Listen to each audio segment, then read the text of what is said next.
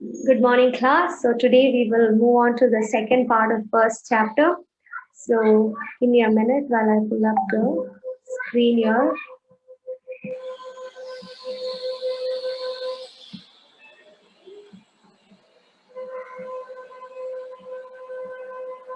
Studied.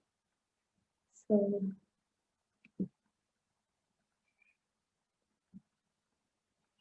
the chapter's name is India in the Medieval Period, and we know that the medieval period of India is for 10 years, that is from 8th century to 18th century. And we saw medieval period is divided into two parts. The first one is early medieval period, second one is late medieval period.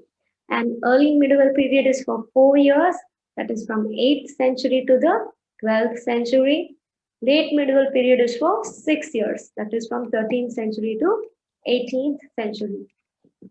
And we also saw during the early medieval period, the country was divided and it was ruled by Palas, Pratiharas, Rashtrakutas, Rajputs, and Cholas.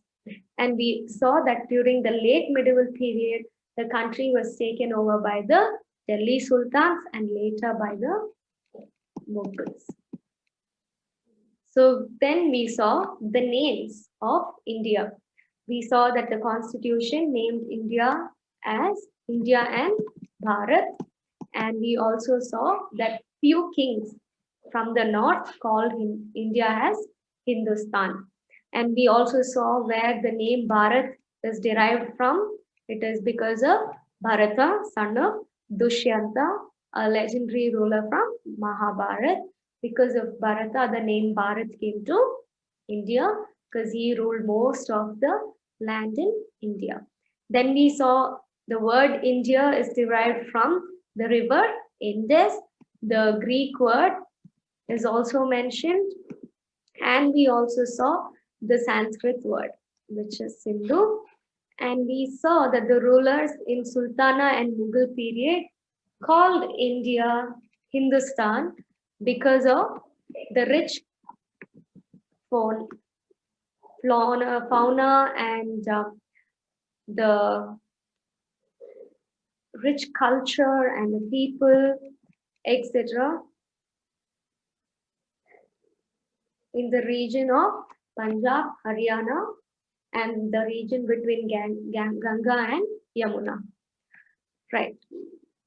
So Babur was one among the kings who also used this term Hindustan, and he used this to describe the geography, fauna, culture of this subcontinent. And Hindustan became the name for India completely only when Britishers came to India and they brought the entire Indian subcontinent under them. Then we moved on to see the sources of the medieval period.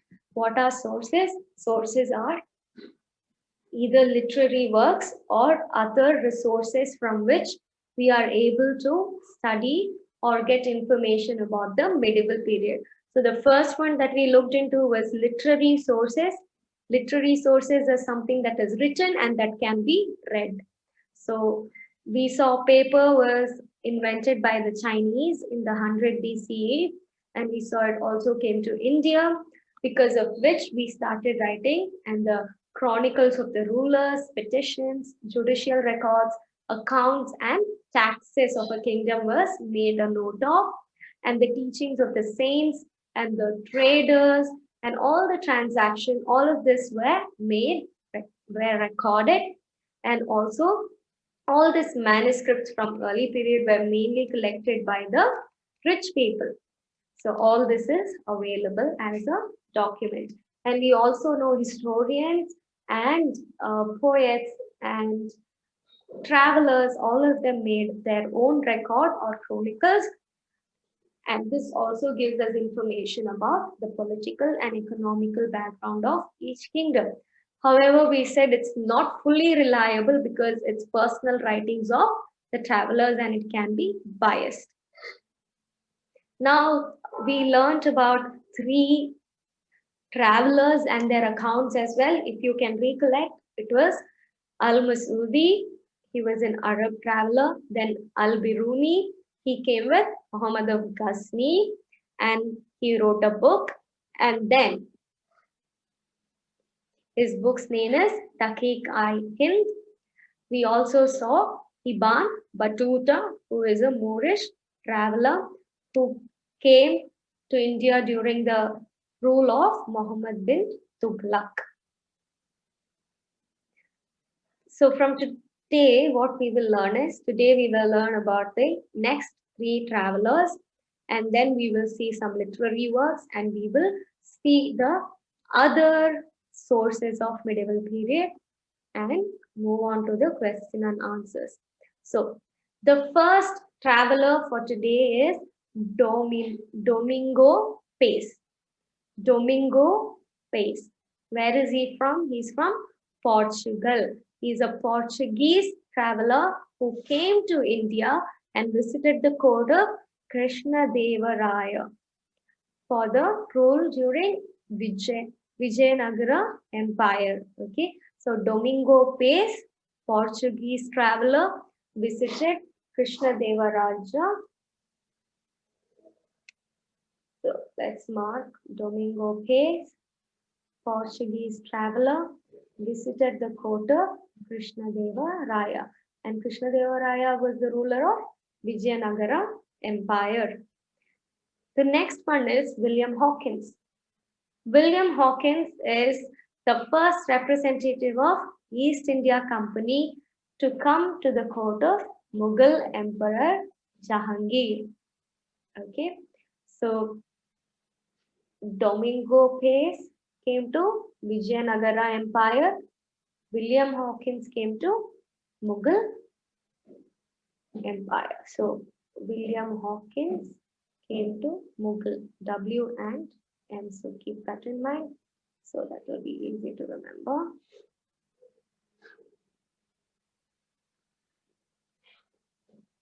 William Hawkins, Mughal Emperor Jahangir's court. So William Hawkins is from he is a Britisher. He is from the East India Company and he is the first representative. Next is Sir Thomas Roy. He was an ambassador of King James I at the court of Jahangir. Same rule, same ruler, same empire. Okay, the Mughal Emperor Jahangir. So the first one to come to Mughal Emperor Jahangir was William Hawkins, and the second one was Sir Thomas Roy. So you only have to remember the names of William Hawkins and Sir Thomas Roy. Both of them came to the Mughal Emperor Jahangir's court. Okay. So the three names that we learned today is Domingo Pace, William Hawkins, Sir Thomas Roy. Domingo Pace is a Portuguese traveler who came to Krishna Deva Raya's court in Vijayanagara Empire. William Hawkins and Sir Thomas Roy came to Mughal Emperor Jahangir's court. Okay, moving on. This box is important. You only have to remember the names and the name of the literary works of each writer. This is a probable question as match the following. So you only have to remember the name and which book or which literature did they write. So I would suggest you to understand and keep this in mind. For example, Kalhana, his literary work is Rajatarangini. So Kalhana wrote Rajatarangini. So Babar wrote Babarnama. So each of them are important. Surdas wrote Sursagar. So just read this entire thing and know what are their literary works. Okay, so this box is important. And There is nothing to teach in this box. It is just to know, and you'll have to by heart the names of these writers and the appropriate literary works. Okay, so do make a note of that. That is important.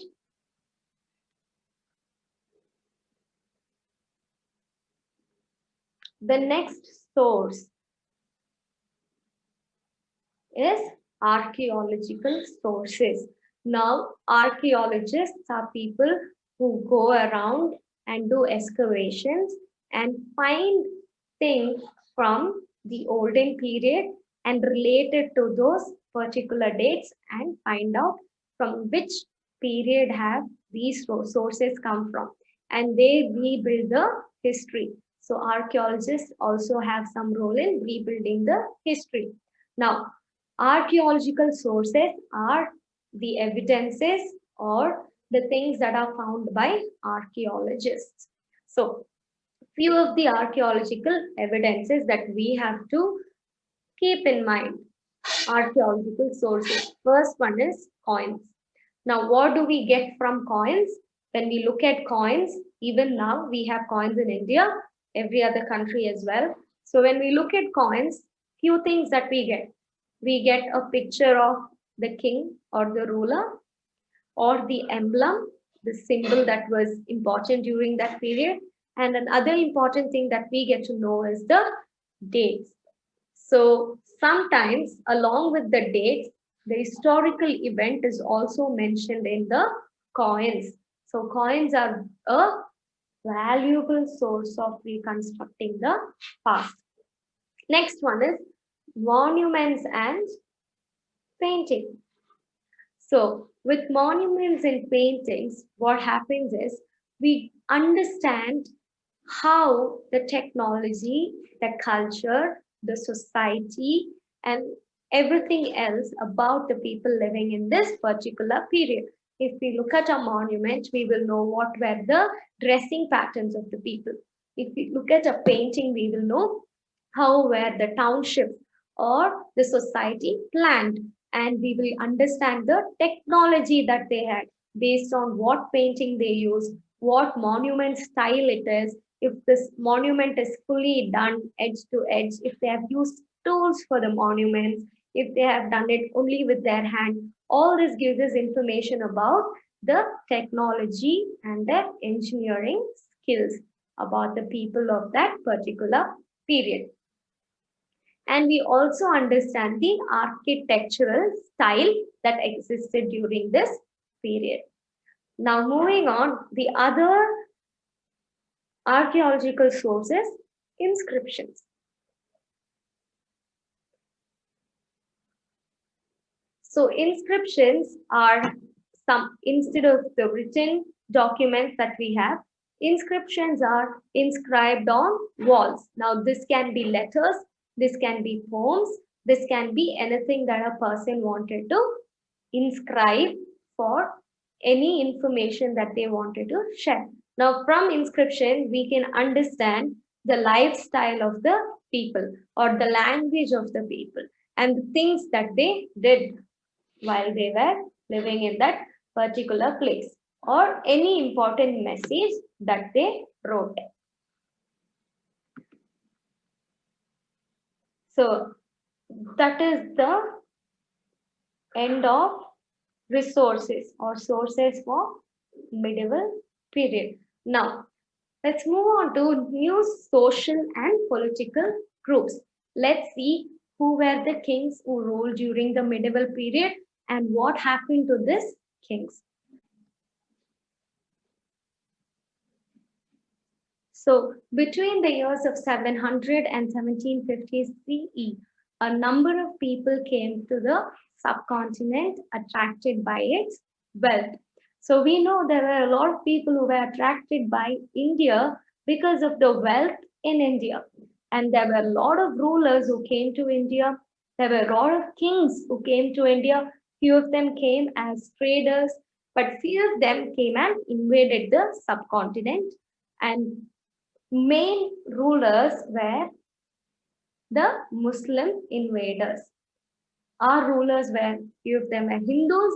The rulers who invaded our country, the first ones were the Muslim invaders. Example, what were the names of the rulers who came? Muhammad of Ghazni, Muhammad of Ghori. Now, Prithviraj Chauhan. Okay, so he is the Indian ruler, Nasity. Okay, now when the kings came to attack India, Prithviraj Chauhan defeated them. Okay, and this Prithviraj Chauhan was ruling Delhi and Ajmer area. So, Prithviraj Chauhan was successful in defeating the Muhammads at battle 1. Now, later, this Muhammad of Ghori,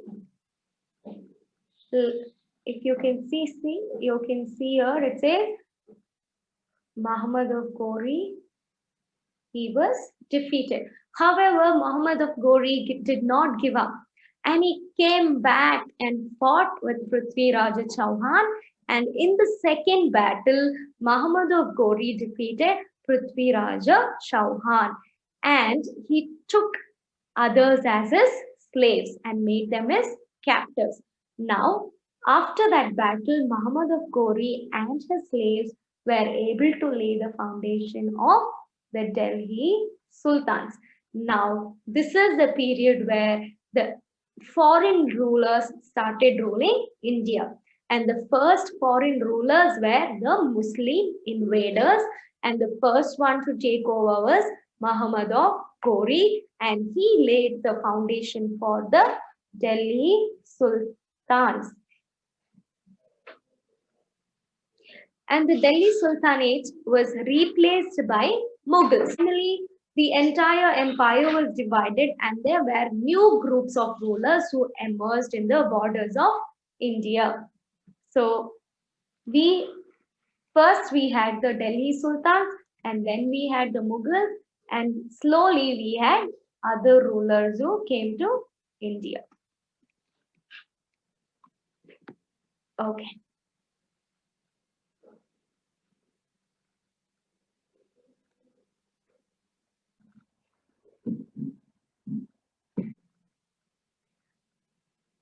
Okay. Social science too. I'm still recording. With all such changes, there were also economic changes. So let's look into what are the economic changes that happened during this period. First off, most of the people in India depend on agriculture. We know agriculture is the backbone of India. Even back then, all of them did agriculture. However, because economic changes started happening, more and more people started doing agriculture and more importance was given to agriculture. So what did they do? They needed more land to do with production of goods or food products. So they started clearing the forest. They cut down the trees and huge lands of forests were cleared for agricultural purposes. What was the drawback of doing this? There were so many people who lived in the forest, who took shelter in the forest, who were taking care of the forest. But when they started clearing the forest, all of these people had to move out of forest and go to other areas. Now, with more land being formed for agriculture, more people started tilling the soil or becoming farmers. With more farmers, what happened was these peasants or farmers were totally influenced by the regional markets, the chieftains, rulers, and other authorities in their regions. What happened because of all of these authorities over the farmers? They had to pay some taxes to the society, taxes to the kings, or taxes to the rulers, because of which a lot of their hard work would go as tax. However, this was not the case earlier. But with the emergence of economic changes, with the emergence of more and more land and more people doing agriculture, the rulers started demanding for huge amount of taxes than earlier. Now, they had to offer goods and services to their local lords. So, some of the peasants were rich while the others were poor. Now, these poor people had to offer goods as in agriculture produce, service as in to work at their homes. So, they had to give goods and services to their local lords. And now few people, that they were not only farmers, they were also artisans. They were either cobblers, they were barbers, they were goldsmiths, they were coppersmiths, etc. So they had to do such works as well. With economic changes and growth of agriculture, there also came a huge change in technology. Now there were better technology. With better technology, they had better production of crops. So one such technology is the Persian wheel. So give me a minute here. So I will show you how a Persian wheel looks like and what is the work of a Persian wheel. Please watch this small video.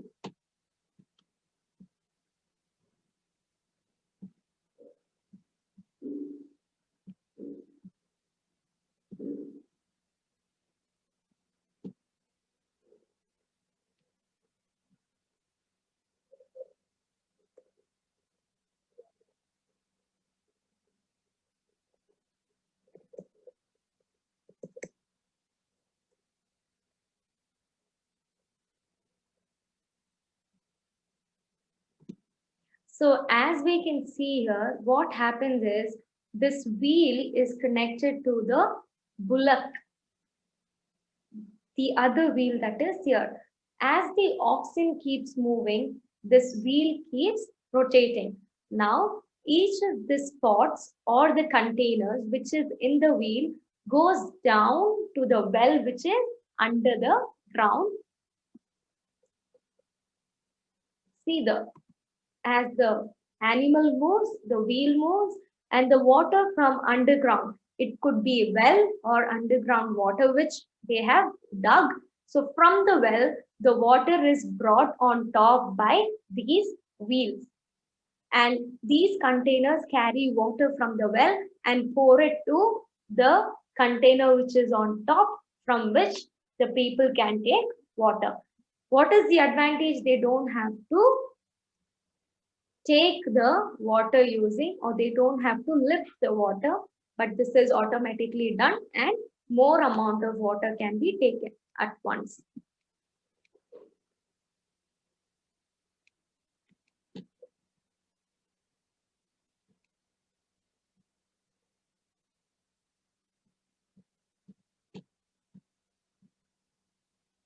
Right. So this is one of the inventions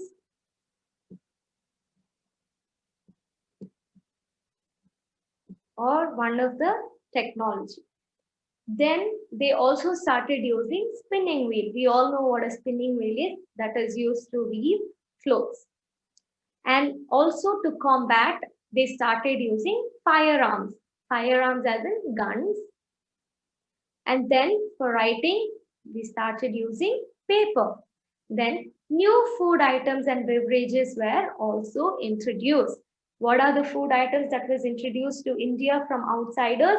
Like potatoes, corn, chilies, and beverages like tea and coffee came to India from other parts of the world.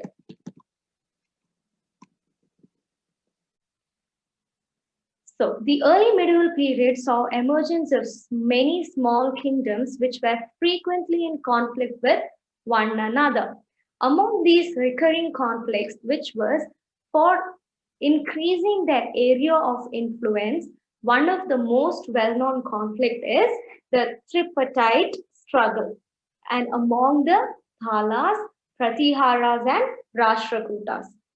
So, among such smaller kingdoms, one of the kingdoms or one of the regions had this three kingdoms known as the Palas, the Pratiharas, and Rashtrakutas. And these three kingdoms were always in conflict with each other. And they kept fighting with each other. Why? Because they wanted to take or influence more and more land and bring it under them. Because these three kingdoms were always in conflict with each other, they gave a name to their struggle as tripartite struggle. Okay, it's almost similar to three, thrice three, partite, parties struggle. Okay, while that was happening in South India, the Cholas emerged as powerful rulers, and they also had trading contacts with other countries in Southeast Asia and China. So Cholas became great powerful rulers in South India. What happened in North India? So what is the first thing? Hinduism started developing, and Hinduism started seeing some changes. And the major change that emerged in Hinduism is the Bhakti movement. And religion from other countries came to India. One of them is new religion that came was Islam. And a tradition that came from West Asia, from outside, is the Sufi tradition. Now, the Bhakti and the Sufi saints started working in reforming India, the society, the culture, the religious practice of India, and they started speaking gospel of equality to mankind. So they are the people who first spoke about all humans are equal and how everyone should be treated equally. Let's have a quick recap on what we studied today. We learned about the three travelers. Domingo Pace, he's a Portuguese traveler. William Hawkins and Sir Thomas Roy, who was from the East India Company, who came to Jahangir's court, the Mughal emperor. Then we saw this box. We said this is important. So please note the names and the literary works of each of these writers. We saw archaeological sources. What are the few archaeological sources? Coins, monuments and paintings, inscriptions. And we saw what does each of these sources give us. Then we saw emergence of new social and political groups. Who are the new political groups who came to India? The Muslim invaders, namely Muhammad of Ghazni and Muhammad of Ghori. And who was the Indian king who opposed them? Prithvi Raja Chauhan. However, he was defeated, and the Delhi Sultan Foundation was laid by Muhammad of Ghori and his slaves. And while this emerged, there were other smaller kingdoms also who emerged. And we also saw the names of few smaller kingdoms. While all this was happening in India, economic changes also started happening. And we saw the people started clearing forests, and the forest dwellers started migrating to other places. And because of all this, more and more people started becoming farmers. And all these peasants or farmers were influenced by regional markets, chieftains, rulers of this region, because of which they had to pay tax, and they also had to offer goods and services to their local landlords. And we saw that technology became better, and two of the terms that we saw under technology is Persian wheel and spinning wheel. These two helped in irrigation, and spinning wheel helped in weaving. So there was more production in agriculture and cloth making.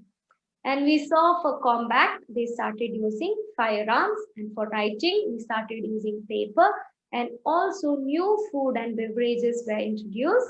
What are the food items? Potatoes, corn, chilies, and beverages is tea and coffee. And we saw the smaller empires that emerged, and we also saw the tripartite struggle among the Palas, Pratiharas, and Rashtrakutas. And we saw in South India, Cholas emerged to be powerful, and they also established trades between Southeast Asia and China. In North India and the Deccan, Delhi Sultans and the Mughals were powerful. However, the kingdoms became small or big based on the rulers. And in the religious tradition, the Hinduism started seeing some major change. And this development is called as Bhakti movement because the emergence of Bhakti, the idea of Bhakti came into picture. And we saw a new religion called Islam emerged in India. And apart from this, there was another tradition which came from West Asia outside India, and that tradition is called Sufi tradition. And we saw this Bhakti saints and Sufi saints together started preaching about social religious reforms and gospel of equality to all mankind. So let's move into the question and answers. Please make a note of the answers and write this in your classwork. And once you do, I will give you the notes, and once you write it, please send it to me. We will do A and B to A and C today, and the rest we will do later. The early medieval period saw emergence of Palas on what we studied today. We learned about the three travelers. Domingo Pace, he's a Portuguese traveler. William Hawkins and Sir Thomas Roy, who was from the East India Company, who came to Jahangir's court, the Mughal emperor. Then we saw this box. We said this is important. So please note the names and the literary works of each of these writers. We saw archaeological sources. What are the few archaeological sources? Coins, monuments and paintings, inscriptions. And we saw what does each of these sources give us. Then we saw emergence of new social and political groups. Who are the new political groups who came to India? The Muslim invaders, namely Muhammad of Ghazni and Muhammad of Ghori. And who was the Indian king who opposed them? Prithviraja Chauhan. However, he was defeated, and the Delhi Sultan Foundation was laid by Muhammad of Ghori and his slaves. And while this emerged, there were other smaller kingdoms also who emerged. And we also saw the names of few smaller kingdoms. While all this was happening in India, economic changes also started happening. And we saw the people started clearing forests, and the forest dwellers started migrating to other places. And because of all this, more and more people started becoming farmers.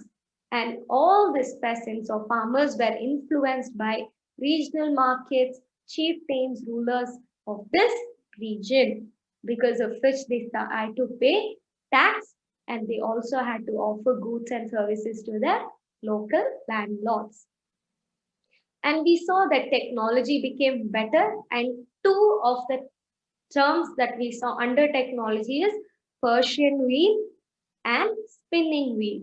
These two helped in irrigation, and spinning wheel helped in weaving. So there was more production in agriculture and cloth making. And we saw for combat, they started using firearms, and for writing, we started using paper, and also new food and beverages were introduced. What are the food items? Potatoes, corn, chilies, and beverages is tea and coffee. And we saw the smaller empires that emerged, and we also saw the tripartite struggle among the Palas, Pratiharas, and Rashtrakutas. And we saw in South India, Cholas emerged to be powerful, and they also established trades between Southeast Asia and China. In North India and the Deccan, Delhi Sultans and the Mughals were powerful. However, the kingdoms became small or big based on the rulers. And in the religious tradition, the Hinduism started seeing some major change. And this development is called as Bhakti movement because the emergence of Bhakti, the idea of Bhakti came into picture. And we saw a new religion called Islam emerged in India. And apart from this, there was another tradition which came from West Asia outside India, and that tradition is called Sufi tradition. And we saw this Bhakti saints and Sufi saints together started preaching about social religious reforms and gospel of equality to all mankind.